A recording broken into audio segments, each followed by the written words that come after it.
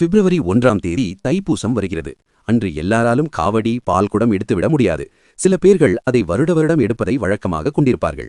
சில பேர்கள் இதையெல்லாம் எடுப்பதற்கு உடல் ஒத்துழைக்காமல் எடுக்காமல் இருப்பார்கள்.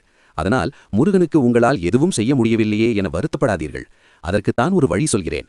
உங்களுக்கு முருகனை பிடிக்கும் என்றால் ஓம் கந்தா போற்றி என கமெண்டில் சொல்லுங்க. சேனலை சப்ஸ்கிரைப் பண்ணிக்கோங்க. உங்களுக்கு முருகன் மீதுள்ள பக்தியை காட்ட ஒரு வழிகாட்டுகிறேன். திருமணம் நிறைவேறணும், நீண்ட நாட்களாக குழந்தை பாக்கியம் இல்லாதவர்களுக்கு குழந்தை வேண்டும் என ஏங்கிக் கொண்டிருப்பவர்கள், தீராத கடன், நல்ல வேலை, குழந்தைகளுக்கு நல்ல படிப்பு என நிறைய வரம் வேண்டி முருகனை நாம் சரணடைவோம். இதற்கு எல்லாம் முருகனை எப்படி வேண்டுதல் வைப்பது, எப்படி அவனுடைய பார்வை நம்மீது பட வைப்பது என்று நிறைய பேருக்கு தெரியாது. அவர்களுக்குத்தான் இந்த வழி. தைப்பூசம் அன்று நிறைய கோவில்களில் அன்னதானம் நடைபெறும். அந்த அன்னதானத்தில் கலந்து கொள்ளுங்கள். அந்த அன்னதானத்திற்கு உங்களால் முடிந்த பொருள்களையோ பணத்தையோ கொடுங்கள். அது எவ்வளவு சிறிய பொருளாக கூட இருக்கலாம். முருகன் மனமுருகும். அன்று நிறைய பேர் காவடி பால்குடம் எல்லாம் எடுத்துக்கொண்டு வீதி ஊர்வலம் வருவார்கள். அவர்கள் நடக்கும் பாதையில் வெயில் சுடாதவாறு தண்ணீரை ஊற்றுங்கள். அவனுடைய பக்தர்களை நீங்கள் கவனித்தால் அவன் உங்களை கவனிப்பான். உங்களால் முடிந்தால் நீர்மோர் பானகம் போன்றவை கொடுக்கலாம். இல்லையென்றால் குடிப்பதற்கு தண்ணீர் கூட கொடுக்கலாம்.